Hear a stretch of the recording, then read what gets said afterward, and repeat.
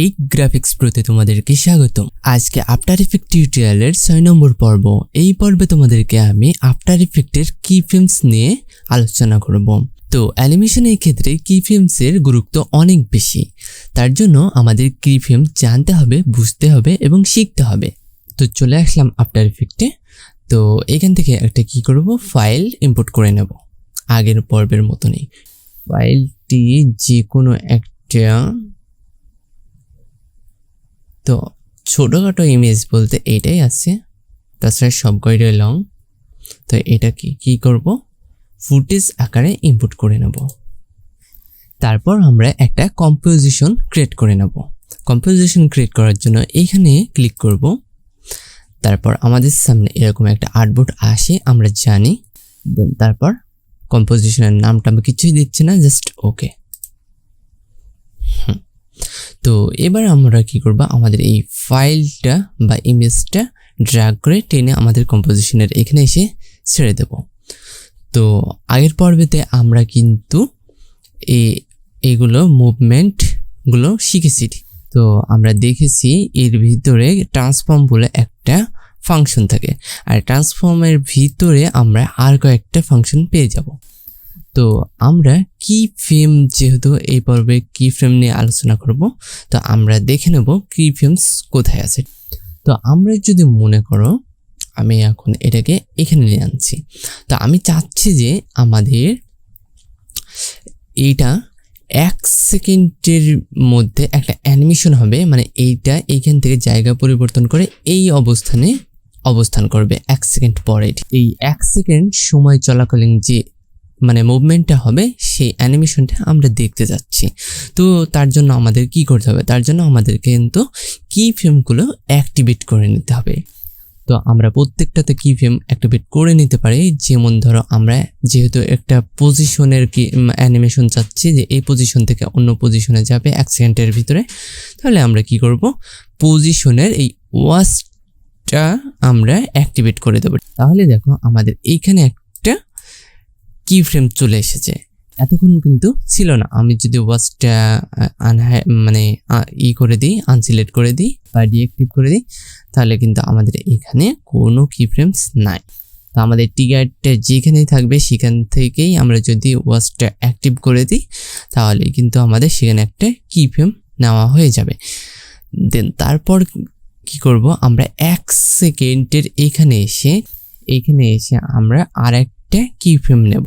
তার জন্য কি আমরা আবারও ওয়াচের ক্লিক করব না, এবার কি করব, আমাদের এটা অ্যাক্টিভ রেখে আমরা কি করব, এই জায়গাতে অ্যাড অথবা রিমুভ কি ফ্রেমস লেখা আছে নিচে দেখো। তো আমরা কি করব, এখানে একটা জাস্ট ক্লিক করে দেব। তো তাহলে আমাদের 2টা কি ফ্রেম নেওয়া হয়ে গেছে। এখন কি ফ্রেমগুলো কিভাবে কাজ করে দেখো। কি ফ্রেমগুলো একটা জিনিস নোট করে রাখে। কোন জিনিসটা নোট করে রাখে, এই যে এইখানে পজিশনের যে ভ্যালু 2টা আছে, এই ভ্যালু 2টা নোট করে রাখে।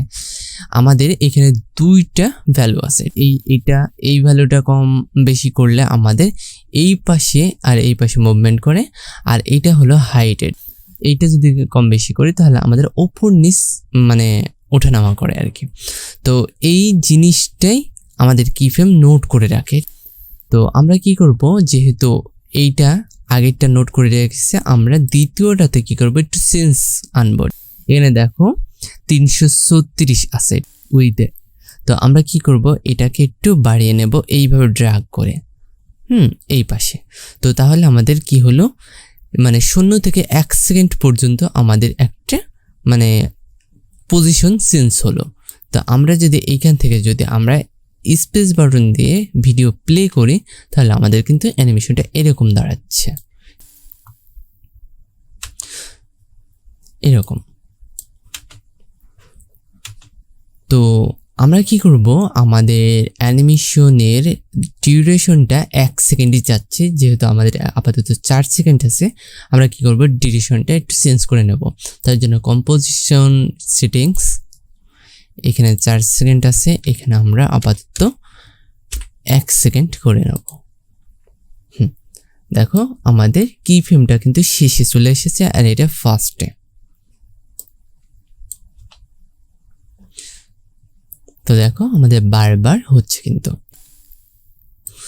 তো এখন আমাদের পজিশনের খালি এই সাইডটাই মানে যাচ্ছে আর আসছে। আমরা যদি চাই একই কি ফ্রেমে আমরা মনে করো উপরে উঠবে এরকমও করতে পারি। তো আমরা কি করব, এই কি ফ্রেম দেখো 2টা কি ফ্রেম আছে, আমরা চাইলে এইভাবে যেতে পারি কি ফ্রেম সেট। এখানে যাব, আবার যদি এখানে আসতে চাই তাও পারবো।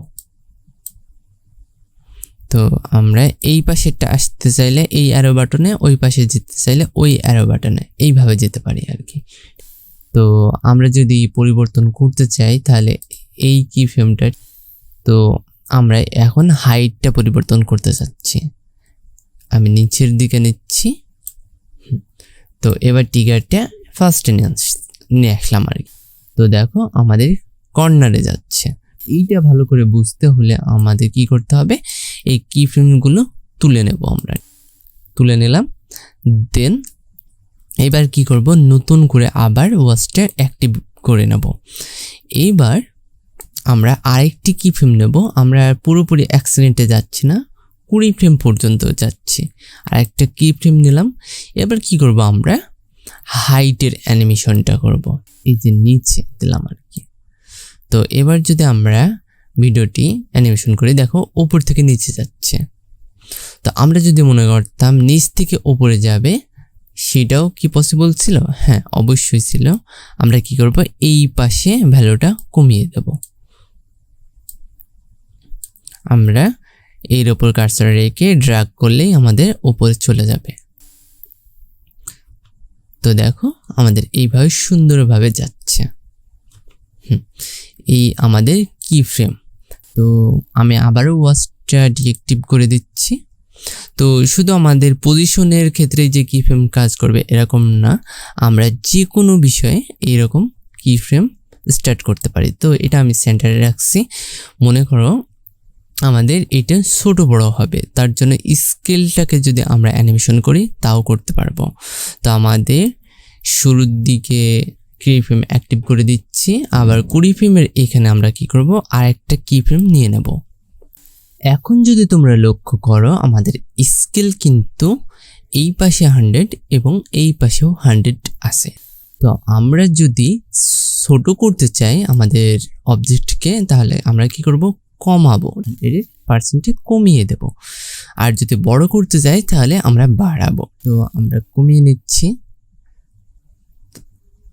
এই আর কি। তো আমরা 20 করে দিচ্ছি। তো তাহলে আমাদের অ্যানিমেশনটা এরকম দাঁড়াবে। দেখো 1 সেকেন্ডের ভিতরে আমাদের 100% স্কেল হয়ে যাবে এই আর কি। তো এটা হলো আমাদের স্কেলের অ্যানিমেশন। তো আমরা কি করব, আমরা স্কেলের ওয়াচটাও তুলে দিচ্ছি। তো এবার আমরা চাইলে রোটেশনও করতে পারবো। তাহলে আমরা পজিশনের অ্যানিমেশন দেখলাম, স্কেলের দেখলাম এবং রোটেশনও যদি চাই আমরা 1 সেকেন্ড, আমরা ধরে নিচ্ছি 1 সেকেন্ড, কিন্তু আমি কিন্তু 20 ফ্রেম পর্যন্ত নিচ্ছি। এটা সব ক্ষেত্রেই কাজ করবে। তো আমাদের কি হবে, এইটা রোটেশন হবে। তো রোটেশনে 2টা ভ্যালু দিতে হয়, একটা হলো কত বার ঘুরবে আর একটা হলো কত ডিগ্রি ঘুরবে এই আর কি। তো আমরা প্রথমে দিই, মনে করো আমাদের 90 ডিগ্রি পর্যন্ত এটা ঘুরবে, 20 ফ্রেম পর্যন্ত। দেখো 90 ডিগ্রি পর্যন্ত ঘুরলো। তো এখন যদি বলি 90 ডিগ্রি পর্যন্ত ঘুরবে, কিন্তু কতবার? 5 বার। আমাদের দেখো 5 বার ঘুরছে। আমরা এইভাবে কাউন্টার না করতে পারলেও কিন্তু 5 বারই ঘুরছে, যেহেতু এটা একটা মেশিন। এইটা যতবার আমরা মানে যেভাবে ওয়ার্নিং দেব বা যেভাবে অর্ডার করব সেইভাবে ঘুরবে। তো আমাদের রোটেশন গেল। তো আমরা এটা 0 ভ্যালু করে দিচ্ছি। এবার অপোজিটির কাজ কিন্তু আমরা দেখেছি, কিন্তু অ্যানিমেশন করে তো দেখিনি, কোনোটাই অ্যানিমেশন করে দেখিনি। তো এটাও ওয়াচ অ্যাক্টিভ করে দিচ্ছি এবং 20 ফ্রেমের এখানে এসে টিকারটা নিয়ে এসে আমরা কি ফ্রেম আরেকটা নিয়ে নিচ্ছি। তো এখন আমি চাচ্ছি যে প্রথমে আমাদের অপাসিটি 0 থাকবে, দেন তারপরে 100 হবে, মানে 20 ফ্রেম পর্যন্ত গিয়ে। তো আমরা এটার ভ্যালু 0 করে দিচ্ছি। তারপরে দেখো আমাদের ফেড একটা ইফেক্ট চলে আসছে, এরকম আর কি। তো আমরা কি ফ্রেমকে আর একটু কাজ করতে পারি। কাজটি হলো, ধরো আমি অপাসিটি করে দিচ্ছি, না অপাসিটি আমাদের 0ই থাক। তো আমি চাচ্ছি যে একই সাথে আমাদের 2টা ইফেক্ট চালু থাকবে, ঠিক আছে। তো রোটেশনটাও অ্যাক্টিভ করছি, এরকম আমাদের হবে। তো এইখানেও আমরা রোটেশনের কি ফ্রেমটা নিয়ে নিচ্ছি। তো এখানে বলে দেব আমাদের এইটা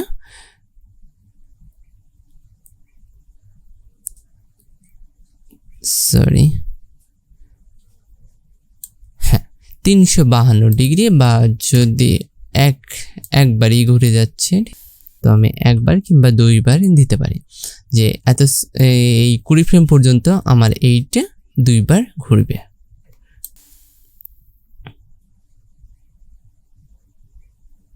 দেখো অপাসিটিও কমছে বাড়ছে এবং আমাদের রোটেশনও হচ্ছে। এইভাবে আমরা চাইলে একটা অবজেক্টের ওপর আমরা চাইলে সব কয়টা মোশন বা সব কয়টা অ্যানিমেশন অ্যাক্টিভ করে দিতে পারি, যে একটাই দিতে হবে এরকম না। একই সাথে আমরা যদি চাই একই সাথে আমরা পজিশনটারও করতে পারি, চেঞ্জ করে দিতে পারি। তো আমাদের 20 ফ্রেমের কাছে আমাদের পজিশনটা এখানে চলে আসবে। তাহলে কি হবে দেখো, আমি কি কমান্ড এখানে দিয়েছি। 1 অপাসিটি 0 থেকে 100 হবে, 2বার রোটেশন হবে, 3 পজিশন চেঞ্জ করবে, এক জায়গায় থেকে আরেক জায়গায় যাবে, সব কয়টাই 20 ফ্রেমের ভিতরেই হবে। দেখো 3টা কাজই কিন্তু সে করছে। তো আরেকটা কথা, 3টা কি ফ্রেমের এন্ডিং যে 20 ফ্রেমের এখানেই হবে এরকম না, আমরা চাইলে একটু আগে বা পরে এইভাবে করে দিতে পারি আমাদের প্রয়োজন অনুযায়ী, এরকম। সব কিছুই আমাদের মনের মতন আমরা অ্যানিমেশন করতে পারি। তো আমরা আপাতত এই মোশনটা অপাসিটিটা বন্ধ করে দিচ্ছি আমরা দেখার জন্য। তো এখন আরেকটা কাজ করতে পারি। তো সেই কাজটি ভালো করে দেখার জন্য আমরা কি করব, রোটেশনের এইটাও আমরা বন্ধ করে দিচ্ছি। আমরা জাস্ট দেখো একদম রোবটের মতো চলে যাচ্ছে, তাই না? তো একটা রিয়েলিস্টিক ফিল আসছে না। তো রিয়েলিস্টিক ফিল দেখার জন্য আমাদের অ্যানিমেশনে 2টা কিফ্রেম এইভাবে ড্র্যাগ করে সিলেক্ট করে নেব, দেন রাইট বাটনে ক্লিক করব মাউসের, দেন তারপর কিফ্রেম অ্যাসিস্ট্যান্ট, এইখানে মাউসটা রাখলেই আমাদের এরকম একটা আউটবোর্ড আসবে। এখানে দেখো বেশ কয়েকটা অপশন আছে। আমরা কি করব, ইজি ইজ এইটা অ্যাক্টিভ করে নেব। তাহলে কি হবে দেখো, আমরা এটা দেখলেই এটার কীরকম একটা স্মুথভাবে যাচ্ছে।